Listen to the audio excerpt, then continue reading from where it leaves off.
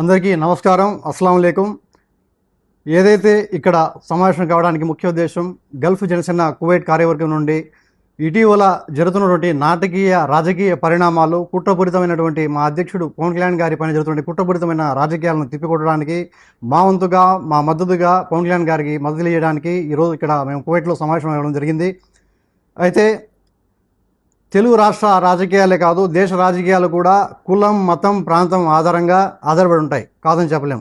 ఇది అక్షర సత్యం.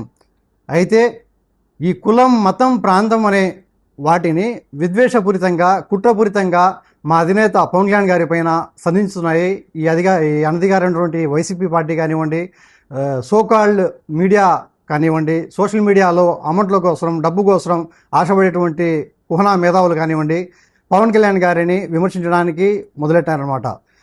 మనం ఖచ్చితంగా గమనిస్తే గత 3 నెలల కాలంగా గమనిస్తున్నాం. ఒకటి కులపరంగా, ఇంకొకటి మతపరంగా, ఇంకొకటి ప్రాంతపరంగా.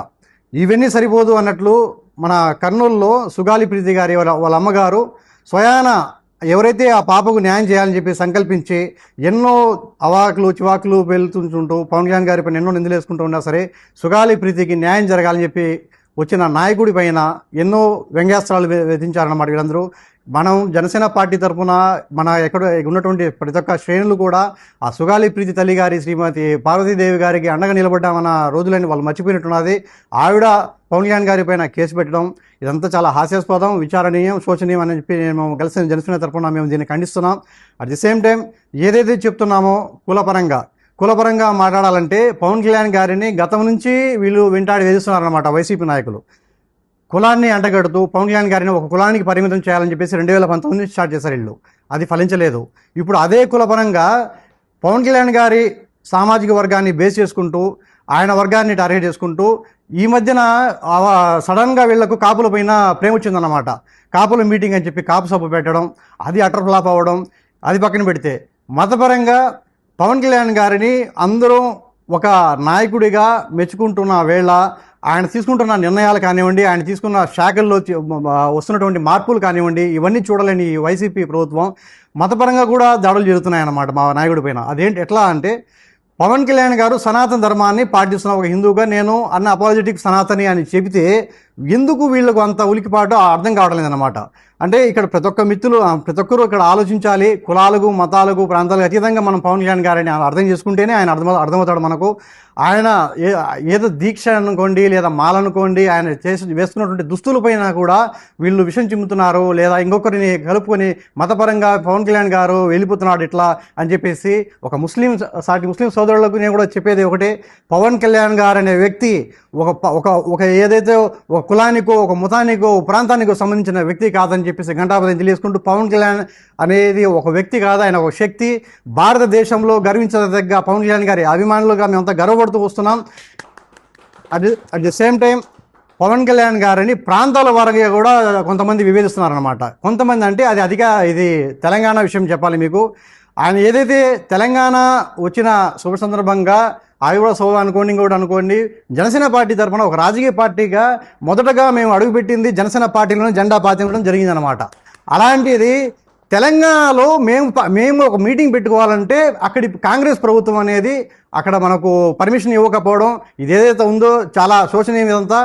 అందుకని చెప్పేసి పవన్ కళ్యాణ్ గారు తీసుకున్న ఇంకొక మంచి నిర్ణయం ఏమంటే, తెలంగాణలో ఆపుతావా, సరే రా ఢిల్లీలో కూర్చుందాం అని చెప్పేసి ఢిల్లీలో కూర్చొని ఆయన వంతు ఆయన గళాన్ని వినిపించాడు. జనసేన పార్టీని మరింత వేగవంతంగా పటిష్టంగా తీసుకువెళ్ళడానికి ఆయన ఒక అడిగేశాడనమాట. కులం అయిపోయింది, మతం అయిపోయింది, ప్రాంతం అయిపోయింది, ఇవన్నీ సరిపోలేనట్టు మళ్ళీ సుగాలి ప్రీతి గారి విషయంలో ఎక్కడి నుంచి వచ్చిందో జగన్మోహన్ రెడ్డి గారికి అంత ప్రేమ, అంత ఇది ఎలా వచ్చిందో తెలియదు. కానీ ఆయన అధికారంలో ఉన్నప్పుడు ఎటువంటి న్యాయం చేయగలిగినావు నువ్వు అని చెప్పేసి మేము అడుగుతున్నాం. గల్ఫ్ జనసేన కువైట్ నుంచి కార్యవర్గం నుండి జగన్మోహన్ రెడ్డి గారికి అడుగుతున్నాం, మీరు ఏ విధంగా దీన్ని తీసుకువెళ్తున్నారు అంటే పవన్ కళ్యాణ్ గారు కాదా ఈ విషయం, ఒక రాష్ట్రం కాదు, ఒక దేశం కాదు, యావత్ ప్రజానికానికి సుగాలి ప్రీతి యొక్క కేసు తెలిసిందంటే మా నాయకుడు శ్రీ పవన్ కళ్యాణ్ గారి వల్ల. అలాంటిది పవన్ కళ్యాణ్ వారి వల్ల వీళ్ళకి అన్యాయం జరుగుతుందని చెప్పేసి ఆవిడ కేసు పెట్టడం, వీళ్ళంతా అంతా ఉన్నారు. జలాశ్రావణ్ కానీ, ప్రశ్న రావణ్ కానీ, వీళ్ళంతా ఉన్నారనమాట. ఇలాంటి వాళ్ళు చాలామంది ఇంకా వస్తారు. కానీ దాన్ని తిప్పుకోవడానికి మాలాంటి కులాలకు, మతాలకు, ప్రాంతాలకు అతీతంగా జనసేనాని పవన్ కళ్యాణ్ గారికి అండగా నిలబడడానికి, ఆయన నీడగా పనిచేయడానికి మేమంతా సిద్ధంగా ఉంటామని చెప్పి మీడియా మిత్రులకు తెలియజేసుకుంటూ, at the same time media యొక్క పాత్ర కూడా చాలా ముఖ్యం అన్నమాట నేటి రాజకీయాల్లో. మీరు ఏ విధంగా అయితే ఒక పార్టీ పరంగానో, ఒక కుల పరంగానో, ఒక ఇదేగానో మీరు విడిపోతున్నారు, మీడియా మిత్రులకు చేతులు జోడించి సవినయంగా కోరుకునేది ఏమంటే న్యాయాన్ని బ్రతికించండి. మీరు న్యాయపరంగా మీరు వెళ్ళండి. ఎవరైతే మంచి చేస్తున్నాడో, ఎవరైతే ప్రజల కోసం పాటుపడుతున్నాడో అలాంటి వ్యక్తి కోసం మీ మీడియా పాటుపడాలని చెప్పేసి ఒక హితవు పలుకుతూ, ఏదైతే ఇక్కడ గల్ఫ్ జనసేన కువైట్ టీం నుంచి వచ్చిన ప్రతి ఒక్కరికి థ్యాంక్ యూ చెప్పుకుంటూ, భవిష్యత్తులో పవన్ కళ్యాణ్ గారి పైన ఎలాంటి కుట్రలు జరిగినా, ఇంకోటి జరిగినా మా మిత్రులంతా తెలిపినట్లు మీరంతా అధపాతాళానికి తొక్కి వేయబడతారు. ఆ అల్లాతాలా, ఆ భగవంతుడు అనేది ఒక ఉన్నాడు, ఆయన అన్ని చూస్తూ ఉంటాడు. కాబట్టి పవన్ కళ్యాణ్ గారికి మేమంతా మద్దతుగా ఉంటాం. అట్ ది సేమ్ టైం మా అధినేత పవన్ కళ్యాణ్ గారికి ఈరోజు మార్నింగే సర్జరీ జరిగింది.